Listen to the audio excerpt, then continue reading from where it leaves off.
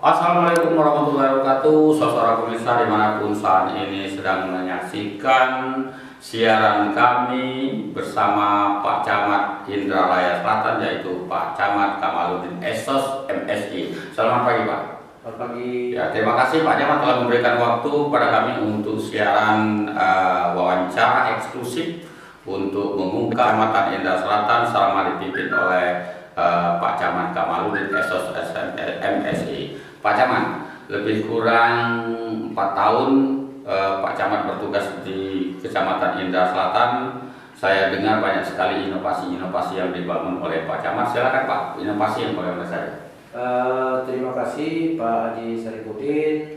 Untuk inovasi ini yang terakhir tadi ada Lomba Inovator Sumatera Selatan tahun 2021. Ya. Nah, di mana di situ kita Kecamatan Indralaya Selatan ini ditunjuk oleh Kabupaten Ogan Ilir untuk mewakili dari 16 camat sebagai inovator camat di Ogan Ilir ini.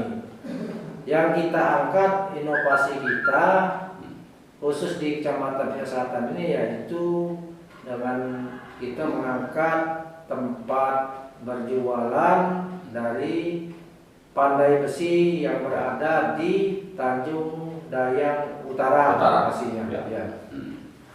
Pandai besi itu selama ini berjual keluar atau memang ini belum pernah berjual di tingkat lokal?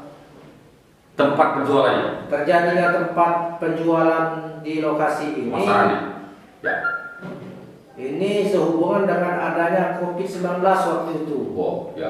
Dengan adanya COVID-19 itu, pemasaran pengrajin tukang besi ini akhirnya ada hambatan-hambatan, terutama untuk itu memasarkan produksinya, karena ya mau ke Bengkulu, mau ke Lampung ini banyak tes rapid, tes antigen ini banyak sekali. Akhirnya kami ngobrol-ngobrol dengan pengrajin yang ada di Tanjung Dayang Utara ini bagaimana supaya hasil produksi ini tetap jalan dengan membuat terobosan inovasi supaya hasil dari pengrajin ini langsung kita jual dengan konsumen langsung. Berjalan kita bagaimana cara kita membuat tempat berjualan di tempat mereka bekerja itu sendiri, di lokasi tempat mereka bekerja. Selain itu mungkin di pinggir jalan besar ya? Nah, sudah itu lokasinya itu di pinggir jalan lintas timur. Jadi banyak keuntungannya apabila ada warga masyarakat yang melintasi di jalan lintas timur itu, ada tempat kita berjualan hasil produksi pandai besi tadi yang sendirian mereka, wow, kita mampir dulu. Ada ketertarikan dari yang lewat-lewat ini. Akhirnya banyak ketertarikan yang lewat. Semula dia ini belum menginginkan untuk membeli sesuatu, oleh karena ada pajangan tadi di pinggir jalan, akhirnya mereka terniat untuk mampir dulu melihat bagaimana itu cara bekerja, cara menghasilkan dari pandai besi itu sendiri. Pandai besi itu produk-produk itu berupa apa saja Pak ya? Nah, produk atau yang dihasilkan oleh pengrajin pandai besi ini antara lain ada cangkul, ada arit, ada pisau, macam-macam di situ. Di situ kita pajang dengan tempat berjualan itu ukurannya kalau lebih kurang dia itu 3x4 lah tempat jualan itu. Selain dari alat-alat pertanian tentu seperti arit, cangkul tadi, ada lagi yang ini apa istilah itu untuk menarik rumput itu. Mungkin ada juga koleksi-koleksi untuk senjata tajam misalnya, yang untuk dikoleksi keris-keris seperti keris-keris produk mereka. Ya, sesuai dengan pesanan. Artinya mereka ini semua jenis produk bisa dibikin. Bisa. Kalau orang memesan keris misalnya, seperti bentuknya begini-begini, itu bisa dibikin. Kalau masalah keris kita bisa bikin, tapi yang membuat apa itu namanya? Desain yang apa itu namanya? Ada yang di dalam itu belum bisa kita, cuma bentuk kerisnya bisa. Sudah bisa. Ya, maksudnya mungkin gambar-gambarnya dari yang pemesan kita membuat. Artinya Pak, tapi tidak menghentikan dengan adanya kita menggelar di tempat sendiri, yang pelayanan untuk keluar daerah tetap dilayani. Tetap dilayani. Tapi dengan dengan dibukanya tempat pondokan istilah desa yang pondokan ini akhirnya memangkas biaya keluar. Kalau keluar itu kan kita melalui pengepul atau tengkulak. Ini kita langsung menjual tempat itu. Jadi banyak untungnya itu, waktunya cepat kan, biayanya murah. Keuntungan langsung. Iya, akhirnya kita ya mendapat keuntungan yang lebih banyak dari biasa kita jual ke pengepul. Di Kecamatan Indra Selatan ini berapa desa, Pak? Mungkin ada kelurahan. Kalau di Kecamatan Indra Selatan ini seluruhnya itu ini desa ada 14 desa. 14 desa. Kelurahan tidak ada. Nah, khusus yang di bidang pengrajin pandai besi ini ada 3 desa. 3 desa. Tanjung Dayang Utara, Tanjung Dayang Selatan, dan Desa Mandi Angin yang berada di lokasi pinggir jalan lintas timur atau jalan negara ini hanya Desa Tanjung Dayang Utara. Kalau bahan bakunya didapatkan dari mana ya, Pak? Kalau bahan bakunya ini yang pertama itu besi, keduanya itu arang. Ini masih yang menyuplai itu berada di desa Limbang Jaya dan Tanjung Pinang, termasuk bahan baku arang itu. Bahan baku arang. Iya, termasuk beli di Limbang Jaya itu. Artinya masih belum modern ya alat-alat untuk memproduksi itu, membuat itu. Masih manual maksudnya itu. Kalau sebenarnya itu kalau peralatan itu sudah mengalami perubahan juga. Kalau dulunya itu kalau kita itu atau arang tadi ya, dia memakai alat untuk menghidupkan api itu pakai katakanlah itu bahasa daerah desanya itu bukan ini buban istilahnya itu. Oh iya. Nah sekarang ini dia pakai blower, pakai listrik, itu ya sudah modern. Sudah modern. Iya.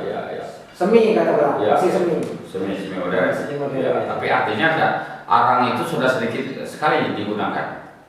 Enggak, itunya arang itu kan kalau itu untuk niupnya itu. Untuk niup, iya. Kan sekarang blower, kalau itu ada alat itu nih Jadi pekerjanya itu orang 3, harus orang 3 dulu. Sekarang cukup orang 2. Ada penghematan tenaga kerja kan? Dan biaya produksi juga termasuk hemat dengan adanya memakai blower ini kan.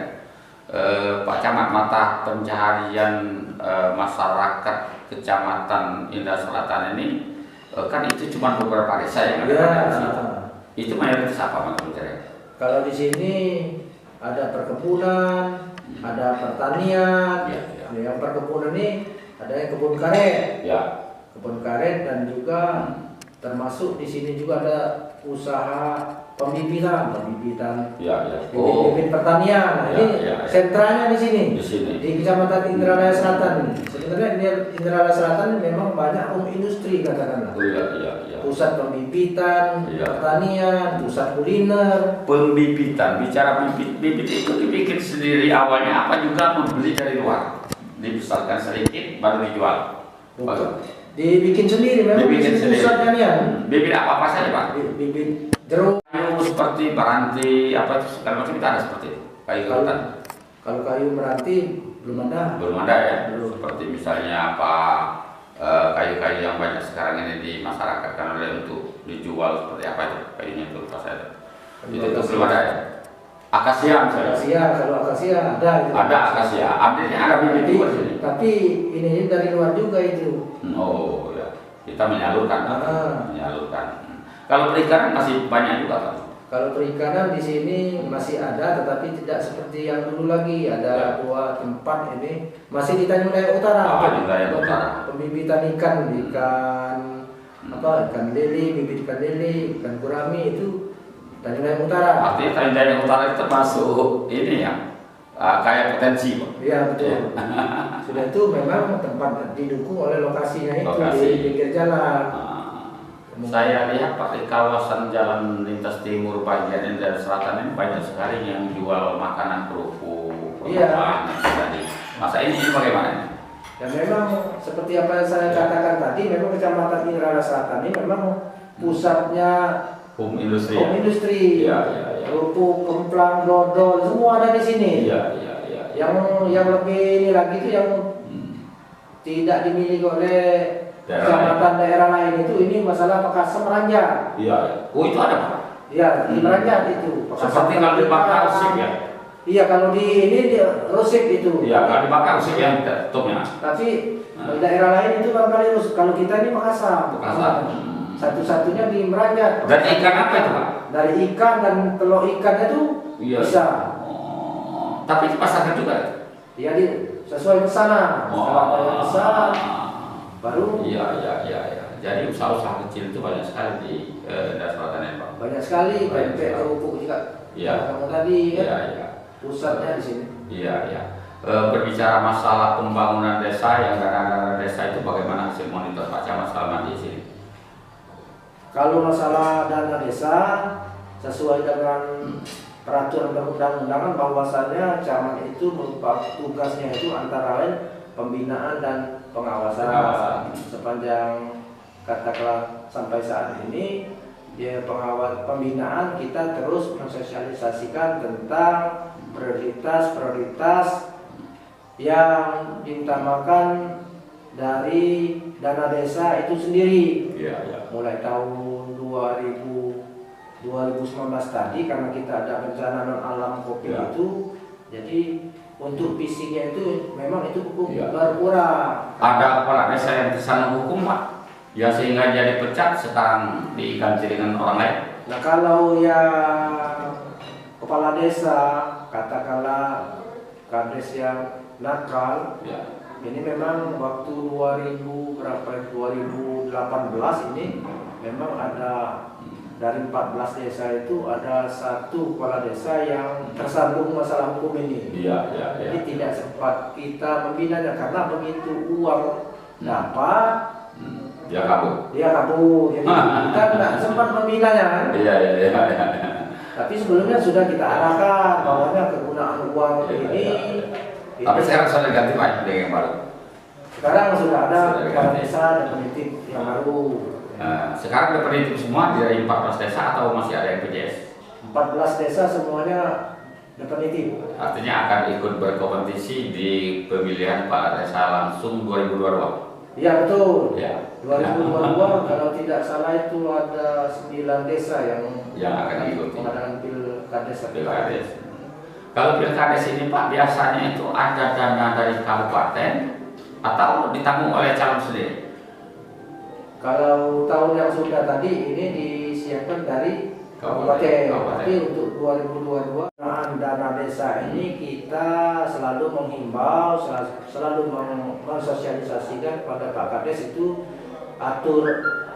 ikuti berdasarkan aturan yang ada supaya kita jangan terjerat masalah hukum. Terutama sekali untuk dana desa ini sesuai dengan Permendes nomor 7/21 bahwasanya skala prioritas itu pertama itu masalah stunting, ini masalah BLT, ini harus dianggarkan. Jangan kita tidak menganggarkan sesuai dengan Permendes tadi. Jangan katakanlah melawan aturan yang tinggi, supaya kita bekerja itu enak, tidak melawan aturan. Dan juga kepada seluruh ASN yang ada di kantor camat ini, karena kita ini dituntut sesuai dengan peraturan perundang-undangan untuk berdisiplin, dan juga kita menyambut tentang visi misi Pak Bupati. Yang pertama itu tentang pelayanan prima. Jadi kita harus melayani apabila ada warga yang ingin berurusan di kantor camat ini, silakan dilayani dengan senyum, dengan ramah. Jangan begitu orang datang kita menghindar, cuek. Itu kami selalu menghindar, layani dengan pertama dengan sapa dan senyum. Siapapun orangnya. Siapapun orang, tidak membeda-bedakan. Masih ada lagi, Pak silakan. Barangkali cukup barangkali. Saudara pemirsa, demikian wawancara eksklusif kami dengan Pak Camat Indah Selatan, yaitu Pak Kamaludin Esos MSI. Walaupun dalam waktu yang singkat, tapi sudah banyak yang kita serap informasi dari beliau. Perlu diketahui tadi seperti dijelaskan oleh Pak Camat bahwa Indah Selatan ini terdiri dari 14 desa yang mayoritas mata pencariannya industri. Artinya masyarakat di sini sudah banyak yang berusaha kecil-kecilan tapi mensejahterakan mereka sendiri. Lebih kurang kami mohon maaf kepada Allah, saya mohon ampun. Kami akhirin. Wassalamualaikum warahmatullahi wabarakatuh. Waalaikumsalam.